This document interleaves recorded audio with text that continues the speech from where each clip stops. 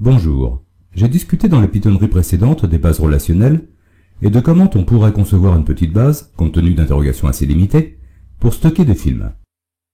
Je vous ai donné un exemple de ce à quoi pourrait ressembler une application de type CRUD, et dans la pitonnerie précédente, je vous ai montré comment on peut coder le R de CRUD, c'est-à-dire comment on peut, à travers l'interface graphique, interroger la base et en retrouver des informations.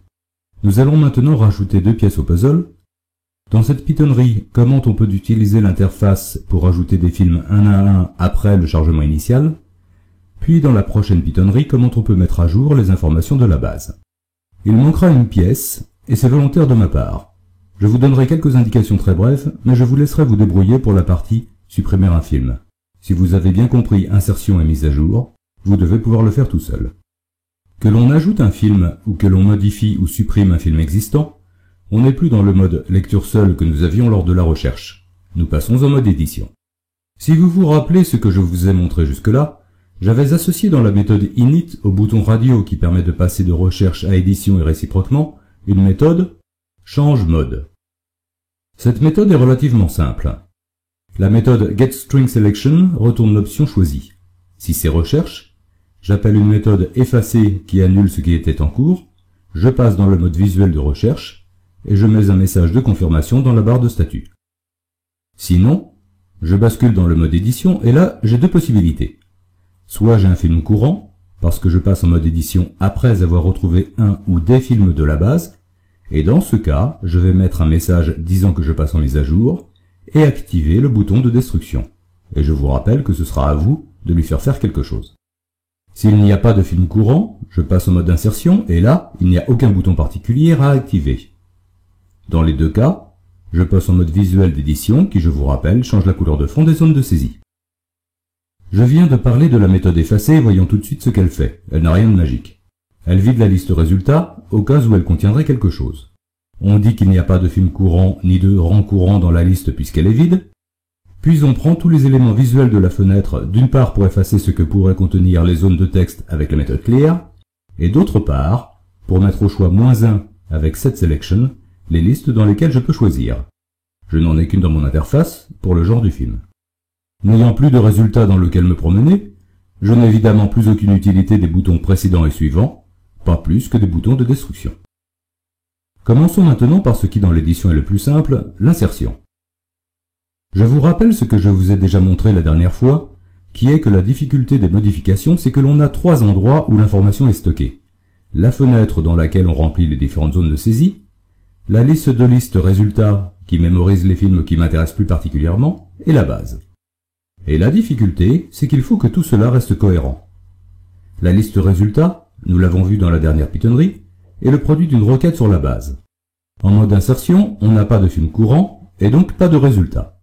Ce qu'il faut que je fasse, c'est que je pousse dans la base ce que l'utilisateur aura entré. Mais cela ne va pas forcément bien se passer, et je peux avoir une erreur. Pourquoi? À cause des contraintes. Le nom du réalisateur, par exemple, a été défini comme obligatoire quand j'ai créé ma table. Si l'utilisateur laisse la zone vide et clique sur OK, cela va mal se passer. Cela va mal se passer également si le film existe déjà dans la base, encore à cause des contraintes qui sont là non pas pour m'embêter, mais pour garantir la qualité de mes données. Ce n'est pas un souci que j'aurai avec SQLite, mais avec un vrai gestionnaire de base de données comme Oracle, MySQL ou SQL Server, il y a en général plusieurs utilisateurs, parfois des milliers, qui font travailler la base en même temps. Je n'ai pas envie de charger le serveur pour rien en lui envoyant des requêtes qui vont échouer. Un autre souci que l'on a parfois, c'est que la base de données peut être physiquement très éloignée de l'application qu'on appelle une application cliente. Je connais des exemples de bases situées à Paris qui sont interrogées depuis Hong Kong ou Tokyo. L'aller-retour prend environ une demi-seconde, c'est sensible, et ce n'est pas une question de bande passante, mais de vitesse de la lumière. On va donc essayer de limiter le nombre d'échanges inutiles. C'est pour ces raisons que l'on va tenter de contrôler un maximum de choses avant de balancer l'ordre d'insertion à la base. On ne pourra pas tout vérifier, c'est uniquement quand on essaie d'insérer dans la base un film qui existe déjà que l'on se rend compte, mais on peut déjà vérifier que les zones obligatoires sont renseignées, ou que ce qui doit être numérique est bien numérique. Ces vérifications, je vais les effectuer dans la méthode qui récupère les valeurs entrées à l'écran pour construire une liste de paramètres que je pourrais passer à une commande insert comme nous l'avons fait quand nous avons chargé le fichier. J'ai appelé cette méthode valeur saisie. Première chose, je vérifie que j'ai bien un titre, un réalisateur et un pays,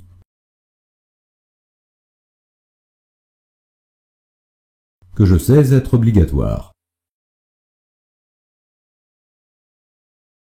Si je n'ai pas les trois, je retourne Known. Si le premier test passe, je commence à me bâtir une liste qui aura la même allure qu'une ligne de la liste résultat, pas tout à fait par hasard. Quand je ramène des données de la base, je ramène d'abord le score, là évidemment je n'en ai pas, je mets Known.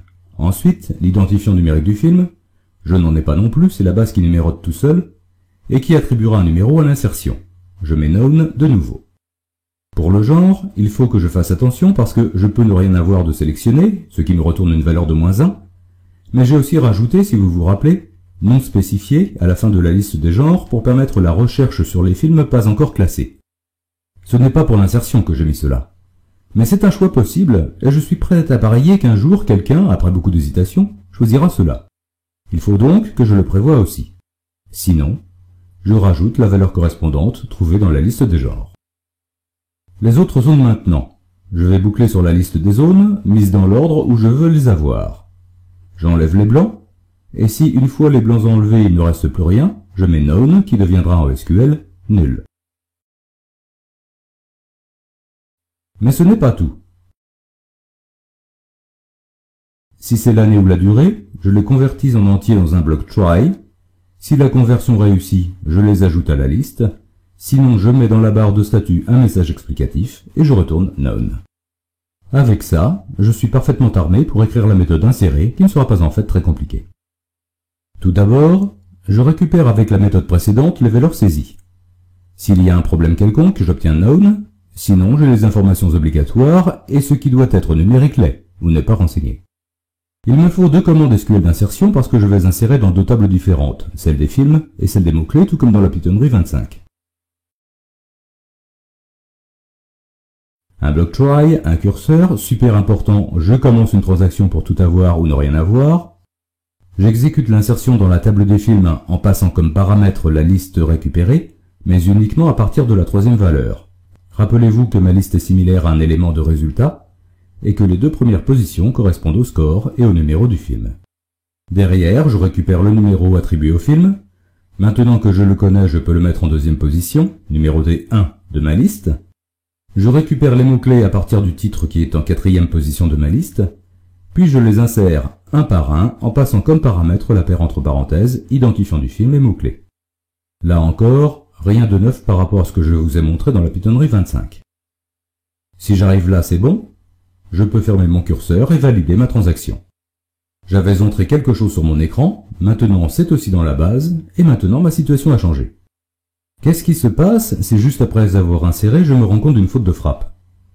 Je vais vouloir la corriger, mais là je ne serai plus en insertion mais en mise à jour, qui suppose tout un tas de choses dont la liste résultat, etc. Je vais donc faire tout ce qu'il faut pour me retrouver exactement comme si ce que j'ai en ce moment à l'écran était le résultat d'une interrogation de la base. Je vais dire que le film courant est l'identifiant qui vient d'être attribué au film, et je vais appeler une petite méthode que nous allons voir tout de suite et que j'ai appelée MAJ-cache comme mise à jour du cache.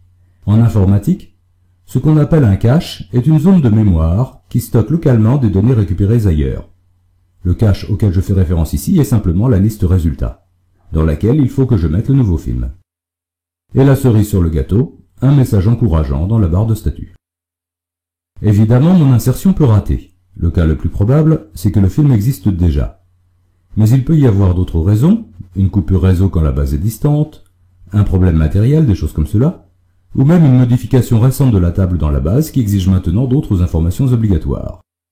Je vais donc traiter deux genres d'exceptions, Operational Error qui est le plus général, et Integrity Error qui correspond à une tentative d'insertion en double ou toute violation de contrainte.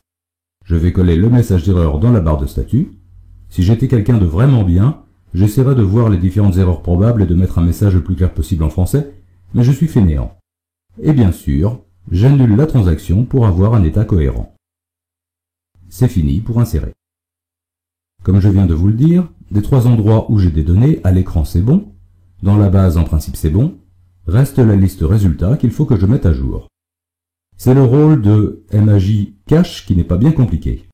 Si le rang courant est négatif, cela veut dire simplement que la liste résultat est vide. C'est le cas de l'insertion. Je rajoute le film à résultat, je dis que le rang courant est 0, c'est-à-dire le seul et unique film d'un résultat. Sinon, et là j'anticipe sur la prochaine pitonnerie, je substitue simplement la liste passée en paramètre à ce que contient résultat pour le rang courant. Et derrière, j'affiche le film du rang courant. Ça demande une explication. Sur mon écran c'est bon puisque c'est ce que je viens d'entrer. Pourquoi le réafficher? Normalement tout est en phase, l'écran, la base et la liste résultat. Oui, c'est en phase, mais il y a autre chose. Quand je tape quelque chose dans une zone de texte à l'écran, WXPython marque la zone comme modifiée.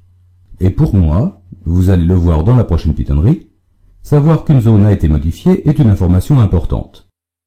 Si je veux dire que maintenant je ne considère plus la zone comme modifiée, il faut que je remette dedans avec cette value ce qu'elle doit contenir.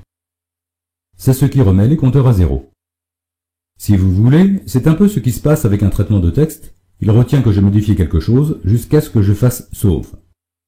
Appeler afficher, cela revient à dire j'ai fini mes modifications, maintenant ce qu'il y a à l'écran, c'est ma nouvelle référence. Référence que nous verrons comment modifier dans la prochaine pitonnerie.